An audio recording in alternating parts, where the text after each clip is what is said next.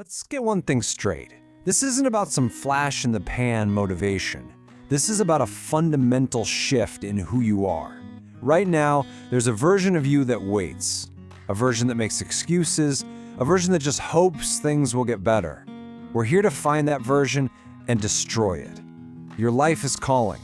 And right here, right now, we're gonna lay out the blueprint for how you answer. It all starts with this. This one, non-negotiable fact. Nobody is coming to save you. No one is going to put in the work for you. Every single thing in your life, your success, your failure, it all rests right on your shoulders. The person who's responsible for where you are right now is staring back at you in the mirror. This is where it all begins.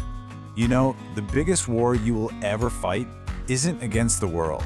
It's not against your boss or your circumstances. It's against that lazy part of you. That voice inside that says, just wait. Do it tomorrow. It's too hard. That is the real enemy. And it's the only enemy that can truly defeat you. I want you to really think about this. I mean, really. The person who puts things off, who comes up with 1,000 reasons why not to do something, the one who lets weakness run the show, is that actually you? Is that who you were meant to be? Because I think you know, deep down, the answer is no. It's time to stop letting that imposter run your life. Look at this. This is the choice, right here, laid out in black and white. On one side, you've got the lazy you, just sitting there, waiting for a hero, a handout, some magic solution. And on the other side, the real you, the one who gets up and makes it happen, the one who understands that pain isn't something to run from, it's something that forges you. You literally have to pick a side. Which one is it going to be? I want this to sink in. Lazy isn't who you are. It's not a permanent part of your identity. It's not tattooed on you. It's a habit. It's a choice. And the second you decide to stop identifying with it, the second you see it as just a bad habit to be broken, that's the moment your true potential is finally unleashed. Okay, so once you get that, you gotta face the next truth. Greatness has a price. Success isn't free. It demands to be paid for. And the currency it accepts is struggle. Greatness doesn't care if you're comfortable. It doesn't listen to your excuses. Take a good look at these words: adversity, hardship, pain. Most people spend their entire lives trying to avoid this stuff. But here's the secret. These are not the obstacles. This is the path. This is the curriculum for getting stronger. You don't become tough when things are easy. You get tough by going through the fire. You don't quit because it's hard. You grow because it's hard. So how do you actually do it? Well, it's a process. When that storm hits, and it will hit, you don't run. You turn and you face it. That's step one. And just by doing that, you get tougher. You'll realize that sometimes you're the only one who's gonna fight for you. You have to learn to stand alone. And what's the last step? It's brutally simple. You just push through. Now this is so important. Life is gonna bend you. That's a guarantee. It's gonna push you and test you. But being broken, that's not your destiny. That's a decision. It's you surrendering. True strength isn't about never feeling the pressure. It's about having the will to withstand it without shattering into pieces. All right, now we need to talk about the biggest, most dangerous lie you tell yourself. The one that's quietly killing your potential every single day. The grand illusion of tomorrow. You act like you've got all the time in the world, but tomorrow made you no promises. The only thing you actually have is right now, this very second. I need you to really hear this. Every single time you say, I'll do it tomorrow, you are digging a grave. Not for your body, not yet, but for your ideas, for your dreams, for the best version of yourself. You are slowly but surely burying your own potential.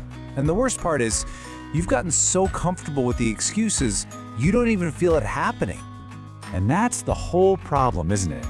We put all our faith in this magical land called tomorrow that might not even show up, and we completely ignore the only place where anything ever gets done. Right now. Now is where you make the decision. Now is where you take the first step. Now is where your entire future is built. Seriously, stop for a second and ask yourself that honestly. How much time do you really think you have left? Because that clock is ticking.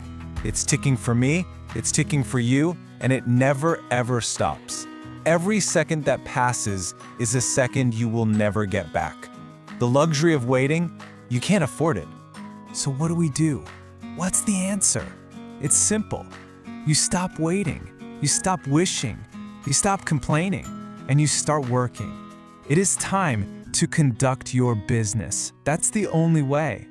So what does this actually mean, conduct your business? It's not just a catchphrase, it's a code. It's a commitment to total, absolute ownership. It's a declaration you make to yourself that from this day forward, you are the one in charge. No more excuses, no more waiting for permission, just work. This is it.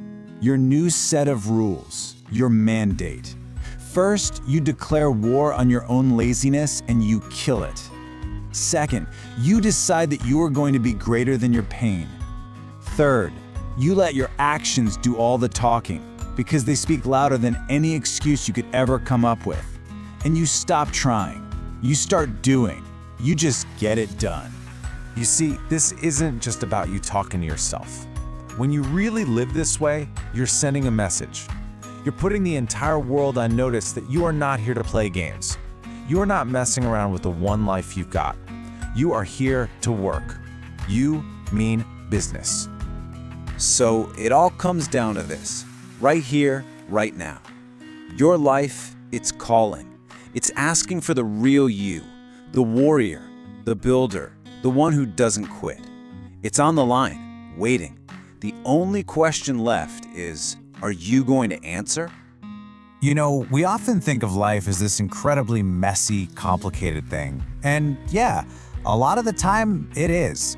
But sometimes it's actually incredibly simple. It all boils down to just one single moment, one choice. And that's exactly what we're going to explore today.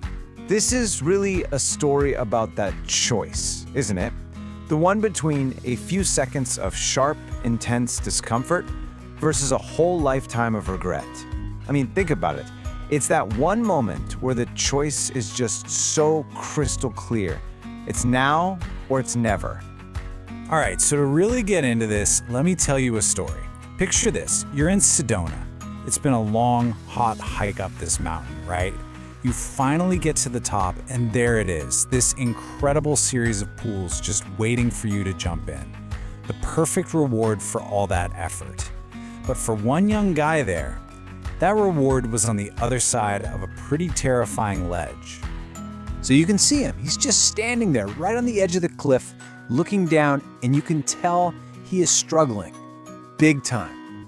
Meanwhile, all his friends are already down in the water, laughing, having a great time. And he looks over at the person telling this story, and he calls out, "Hey, help me, man. Give me a little something here." He was just completely stuck, frozen by that little voice in his head that's just scanning for every possible disaster. And the advice he got back was, well, it was brutally simple. He said, look, you can jump right now and feel the sphere for, maybe 10 seconds? Or you can turn around, walk away from the sledge, and this one moment is going to haunt you for the rest of your life.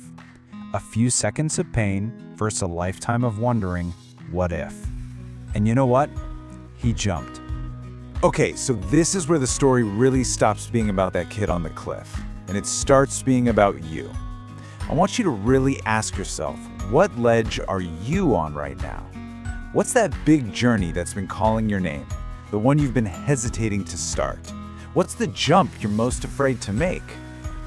You know, that hesitation, that moment frozen on the ledge, it's so much more than just a feeling. It's actually a prison. And the crazy thing is, it's a prison we build for ourselves, brick by painful brick. So let's take a closer look at how these walls of inaction actually start to rise up all around us. Think about this old story, right? There's a rich guy who has this beautiful bird in a golden cage. He feeds it the best food, gives it everything it could possibly want, except for its freedom. Then one day, someone leaves the cage door open, and the bird, it just flies away. And you have to ask, why? Why would it do that? Because being free and hungry is so much better than being full and imprisoned. It was only out there, in the open sky, that the bird could remember who it truly was. And this kind of inaction, man, it shows up everywhere. We've all been there, right? You're the second grader in class, you absolutely know the answer, but you stay silent only to hear another kid say the exact thing you were thinking. Or it's that person who just nods and smiles to fit in, even when every fiber of their being is screaming to stand their ground. And this isn't just in real life. It's a core part of all our greatest stories, too. And this all connects to this really powerful idea from the psychologist Carl Jung.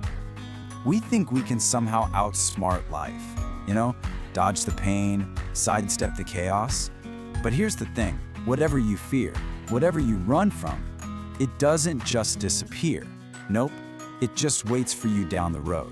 It finds a way to reintroduce itself, not as some kind of punishment, but more like a mirror, forcing you to finally see what you're really made of.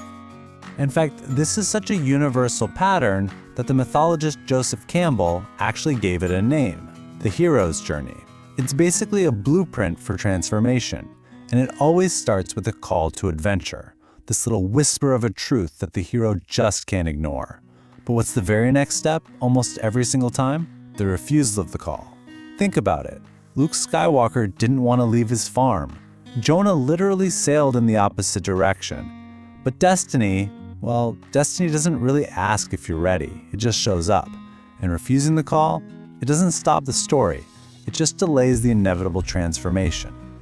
So, okay, if we all face this refusal, if we all feel this fear, then how in the world do we break free?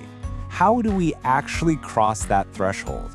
Well, it all comes down to one single powerful act: finding the courage to just begin.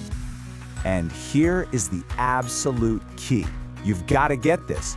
You don't need all the answers. Seriously, you don't need to know if you're going to succeed the first time you try. You just need to start moving, because any action generates an outcome. It gives you data, and that data, whether it tells you, yes, keep going, or nope, pivot, try something else, that is the raw material for all progress. See, the real enemy here, it's not failure. It's not falling short or getting it wrong. The only true adversary is stagnation, standing still. That's the one thing you absolutely cannot do, doing nothing. Because staying still is the only choice that guarantees 100% that you lose. There's a reason that old Greek proverb has lasted for centuries. The hardest part of any journey isn't actually the journey itself. It's the battle in your own head. It's convincing yourself you're even capable. It's about giving yourself permission to just start. Once you take that first step, you've already won the most difficult fight there is. I get it. You might look at where you want to go and think, man, that's a world away from here. There's no way. But it's not. It's just a series of small steps. You don't defeat some massive storm all at once. You just navigate each gust of wind, every single drop of rain. Your only job is to focus on the very next step, the one right in front of you, and take it. And when you finally do that, when you take that leap from the ledge, when you find that courage to just begin, well, that's when something truly incredible starts to happen. You begin to wake up a part of you that's been asleep for a very, very long time. Deep down, underneath all the noise of the world, buried beneath all those layers of doubt and fear, there is a giant sleeping inside of you. This giant, that's the real you, your true potential, totally unshackled by fear. It's that book you've always wanted to write, the business you only ever dream about, the truth you've been too scared to speak. And it's not made of what you do, it's made of who you are. And that part of you never dies. It just sleeps, waiting for you to remember it's there. But it's so important to get this right. This awakening, it isn't always some big, cinematic Hollywood moment. It's not a lightning strike from the heavens. A lot of the time, it's just a quiet moment, a tiny little realization, just a whisper in the back of your mind that says, hey, maybe there's more to this. And sometimes that's all it takes. That's the first crack in the prison wall. And look, there are going to be moments when you feel completely broken, when all your comfortable routines fall apart, when the identity you've built for yourself starts to just slip right through your fingers. And that is the moment when the wolves start to circle. The doubts, the whispers, the fears, they don't just attack all at once. No, they're sneaky. They arrive gradually, one by one, until you finally look around and realize you're surrounded. And right here, this is the inflection point. This is the test. And you don't run. You don't hide. You do not cower. Because life isn't asking you to be afraid of the wolves. It's inviting you to become one. It's inviting you to dig deep and find that part of you that meets fire with fire. The part of you that was made for the storm. So I'm gonna leave you with this thought. That giant inside of you, it never leaves. It just waits, patiently. In fact, it's stirring right now as you listen to this. The world doesn't need another shadow playing it safe. It needs you, awake and alive and unleashed. So the only real question is, what happens when you finally answer that call?